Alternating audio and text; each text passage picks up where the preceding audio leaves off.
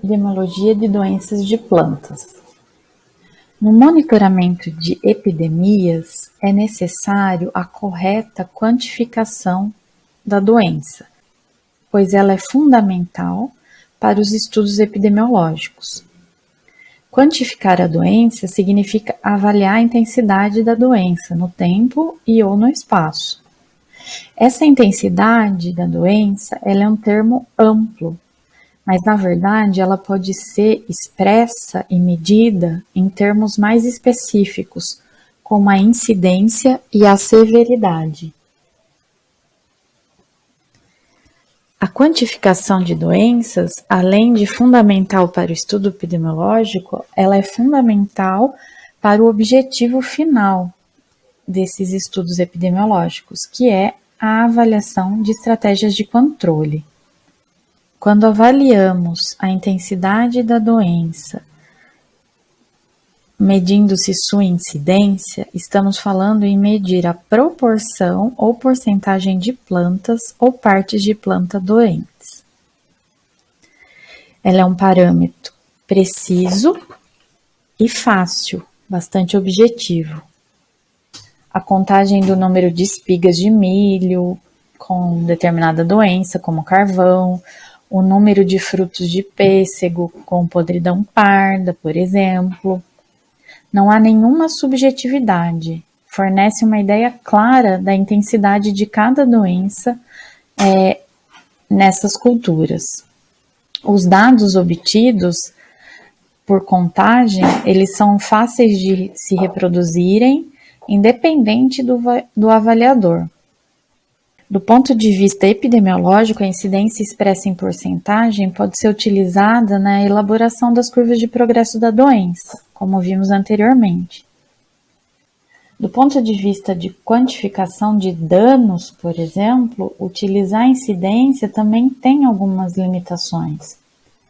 Nesse caso, você só vai poder usar, e ela é mais indicada para aquelas doenças que afetam a planta como um todo, como viroses sistêmicas, murchas vasculares, ou para aquelas em que uma única infecção já é suficiente para impedir a comercialização do produto, como é o caso das podridões de frutos.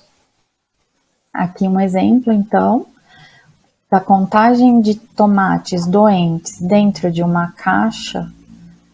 Teremos, então, a avaliação de frutos doentes por caixa, e isso equivale ao parâmetro incidência. A severidade é definida como a proporção ou a porcentagem diária ou de volume do tecido doente. Veja que, se compararmos com a incidência, ela é um parâmetro mais trabalhoso e mais subjetivo. Só que nesses casos, a porcentagem da área do tecido coberta por sintomas retrata melhor a quantidade, ou seja, a intensidade da doença, que a própria incidência que falamos anteriormente. Porque na incidência a gente vai anotar unicamente a frequência de órgãos doentes. Só que, ao mesmo tempo, quantificar precisamente uma área doente é mais trabalhoso e mais subjetivo.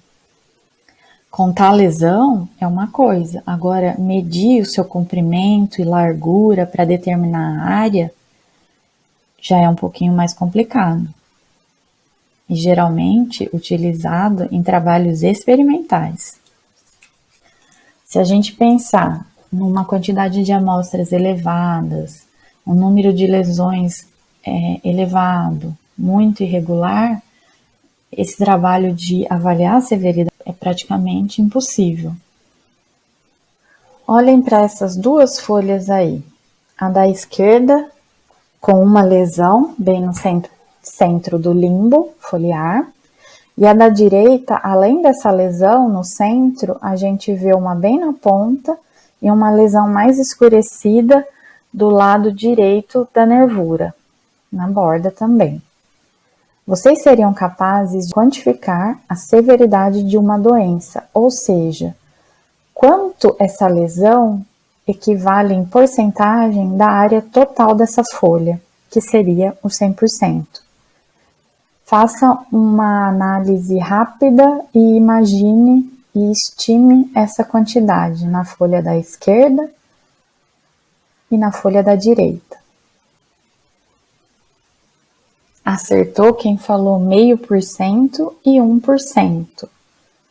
Novamente, severidade é um parâmetro que é trabalhoso e, além disso, subjetivo.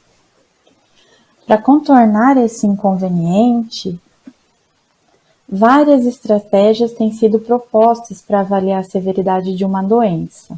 Propostas como a utilização de chaves descritivas, escalas diagramáticas, que vamos falar daqui a pouquinho, e análise de imagens computadorizadas. Uma plantação de soja sendo atacada pela ferrugem asiática da soja, uma doença tipicamente foliar. Nesse caso, não é muito conveniente avaliar o campo como um todo e sua incidência, pois possivelmente a incidência nesse campo poderá chegar na área não tratada da direita a 100%. Mas, se olharmos com critério e com mais detalhe a severidade, talvez algumas plantas tenham severidade de 100%, ou seja, a doença está em toda a área foliar, ou, às vezes, em 50%. Sendo assim, um critério que mostra com mais detalhe a real situação das plantas no campo. Talvez agora vocês estejam em dúvida. O que eu devo fazer? Usar severidade ou incidência para quantificar doenças? A resposta, como quase tudo em fitopatologia, é depende.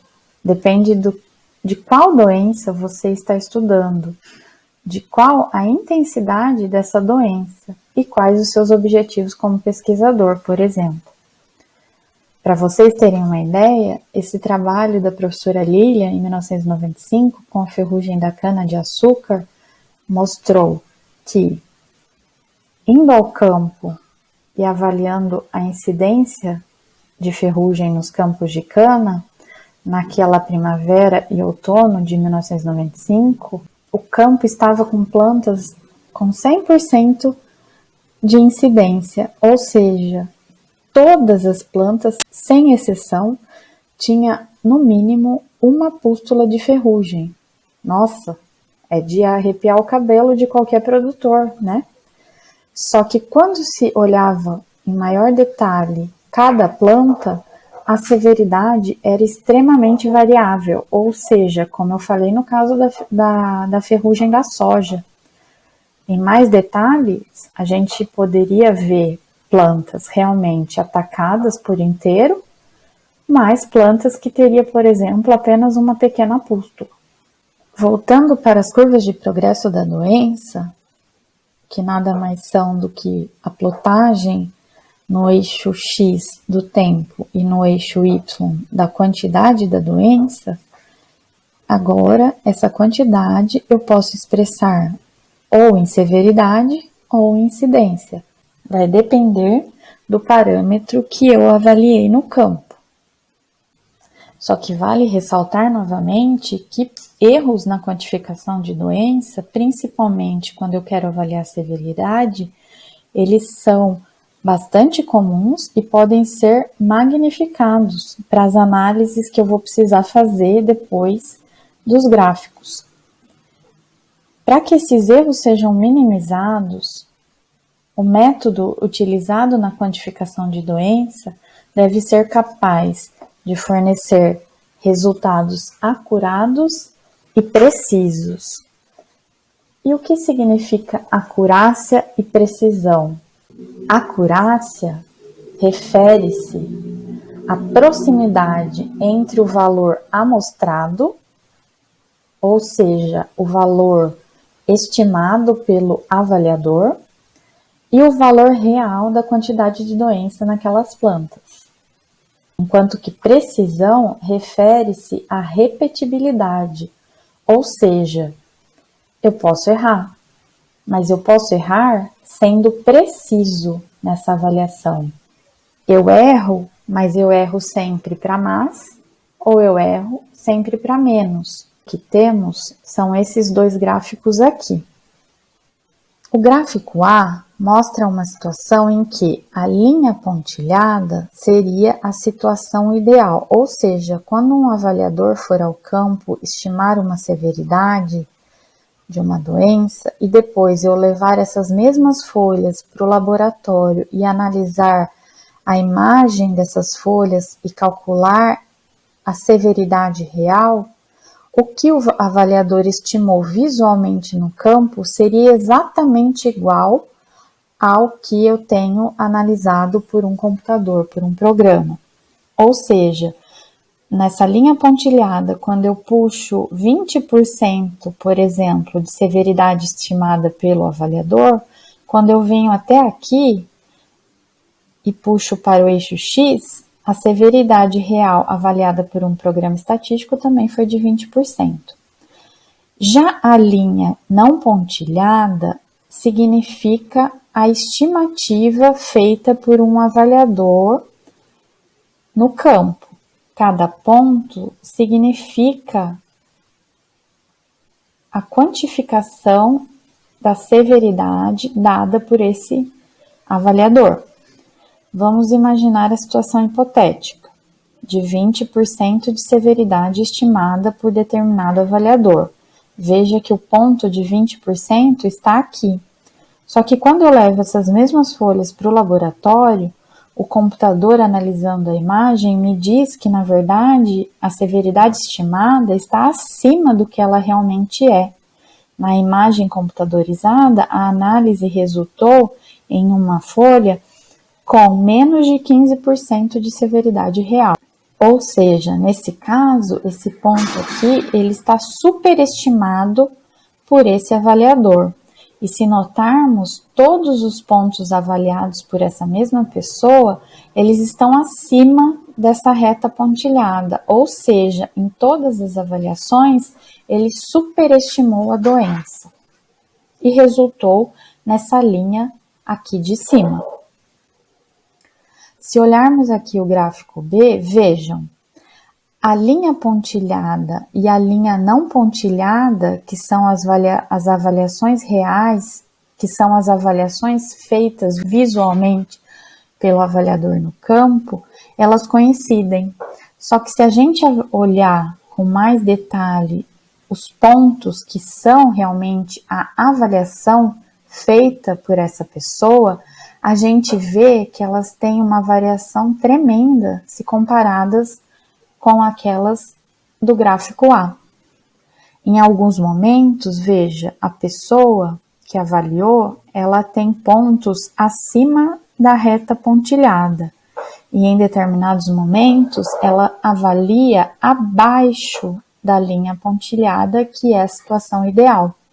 Ou seja, em determinados momentos, essa pessoa superestima a doença e em determinados momentos ela subestima a doença. Ou seja, ela não tem um padrão. Já no caso do gráfico A, os erros são padronizados, ou seja, essa pessoa sempre superestimou a doença. Vocês são capazes de falar qual é a pessoa precisa na avaliação e qual é a pessoa acurada? Isso mesmo para quem falou que precisão temos no gráfico A e acurácia temos no gráfico B. O que é melhor para se trabalhar? Com uma pessoa precisa ou acurada? Qual tipo de avaliador é mais fácil treinar? Um avaliador preciso ou um avaliador acurado? Acertou quem falou preciso. Vocês saberiam me dizer por quê? Imaginando que os dois avaliadores cometem erros, o avaliador preciso, ele comete sempre o mesmo tipo de erro. Já um avaliador acurado, nunca saberemos se ele está superestimando ou subestimando uma doença. Na resposta de avaliar com precisão ou acurácia, claro que gostaríamos de ter um avaliador com essas duas características. Mas para o treinamento desse tipo de avaliador, é muito mais fácil com um avaliador preciso. Eu falei que para minimizar os erros, tornar as avaliações de doenças, a quantificação de doenças menos subjetiva, podemos lançar mão do uso das escalas diagramáticas. Segundo o Manual de Fitopatologia, volume 1, escalas diagramáticas são representações ilustradas de uma série de plantas ou partes de plantas com sintomas em diferentes níveis de severidade. Só para vocês terem uma ideia, uma das primeiras escalas diagramáticas que temos relato é essa criada no século XIX, em 1892, para a ferrugem do trigo. São 5 retângulos, cada um representando níveis diferentes de severidade, de 1 a 50%. Aqui um outro exemplo de uma escala diagramática mais atual para a avaliação do cancro cítrico. Ela foi criada em 2005. Para sua publicação, o pesquisador tomou o cuidado de representar essa mancha foliar da maneira real como ela acontece no campo, ou seja, com as lesões de cancro individualizadas no limbo foliar, ou quando essas lesões estão mais agrupadas na figura de baixo por conta da lesão inicial causada na folha pela larva minadora. Vejam que, por ter encontrado no campo diferentes tamanhos de lesões individualizadas, o pesquisador dividiu essa escala diagramática em 3, sendo que a letra A mostra lesões pequenas, a letra B mostra lesões de cancro cítrico de tamanho médio e a letra C, lesões de cancro cítrico de tamanho grande. Já na letra D, é o caso em que essas lesões eram encontradas agrupadas como resultado do ataque inicial pela larva minadora. Para serem eficazes e para terem uma utilização, as escalas diagramáticas elas têm que ser simples, têm que ser aplicadas em diferentes condições e ter intervalos suficientes para representar os diferentes níveis de severidade de uma determinada doença. Como esse pesquisador em 2005 fez, na elaboração da escala diagramática dele, ele considerou a quantidade mínima e máxima de doença observada no campo, que estão representadas em cada uma dessas escalas. Veja, aqui 0,2% de severidade. Aqui, nas lesões pequenas, no máximo, 16%. Ao passo que nas lesões médias, 0,6% e 25% foi o que ele observou no campo. Ele representou sintomas da maneira mais próxima possível da realidade e os seus níveis de severidade. Claro que além da boa qualidade de uma escala, a estimativa de severidade também vai depender da percepção visual de cada pessoa e da experiência também de cada avaliador. Embora as escalas tenham sido consideradas ferramentas importantes na avaliação de doenças, como aquela que foi criada no século XIX, apenas recentemente foi demonstrado que seu uso realmente melhora a acurácia e a precisão dos avaliadores. Há algumas críticas em relação à rigidez desses níveis da escala, só que, de maneira geral, o seu uso tem sido bem sucedido, principalmente no trabalho de seleção de materiais resistentes em programas de melhoramento. A utilização dessas escalas, na verdade, serve de guia para o avaliador que vai para o campo determinar a severidade de uma doença. Quando a avaliação muito precisa são necessárias, o avaliador deve ser treinado antes, porque ele pode cometer erros, principalmente de superestimar a doença. Além do uso de escalas diagramáticas, principalmente pensando em programas de melhoramento e em pesquisas de maneira geral, Análises de imagens digitais, elas vêm sendo também bastante utilizadas. Há vários programas computacionais capazes de avaliar a severidade da doença. Alguns deles especificamente produzidos com essa finalidade, avaliar doenças, como é o caso do Quant, que é um software desenvolvido para quantificar a severidade de doenças a partir de imagens digitais, que podem ser obtidas ou por meio de um scanner ou por meio de uma máquina fotográfica digital. Ele foi desenvolvido na Universidade Federal de Viçosa. A precisão desse tipo de avaliação é muito elevada. Apesar de você ter esse sistema de análise digital, ainda você precisa de uma pessoa que consiga diferenciar o tecido doente e o tecido sadio. Nesses programas, na maioria das vezes, ele deve indicar manualmente sobre a imagem que cores representam o tecido doente, para que o sistema identifique como tal. Algumas vezes, por exemplo, a folha pode ter uma injúria que não está relacionada à doença, que tem a mesma cor do tecido doente. Nesse caso, cabe ao operador desconsiderar a seleção do programa. Eu importei ao programa Quant uma imagem digital de uma folha inoculada artificialmente com cancro cítrico. A partir da importação no programa Quant dessa imagem, eu seleciono e pinto de vermelho, por exemplo, as áreas lesionadas referentes à doença, pinto de verde a folha e pinto de azul o fundo. O que é a severidade? A severidade nada mais é do que a porcentagem de vermelho que eu tenho em relação ao verde, que é a área total 100%.